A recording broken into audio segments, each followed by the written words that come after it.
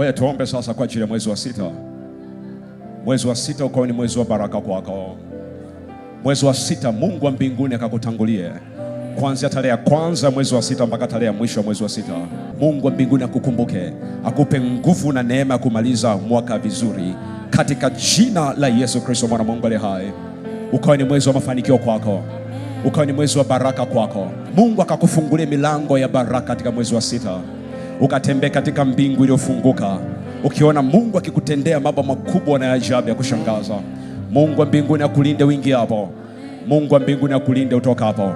Mungu akakubariki mjini, Mungu akakubariki mashambani.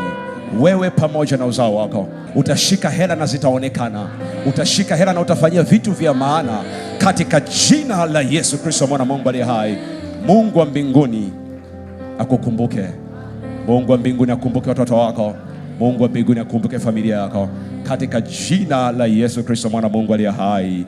Amen.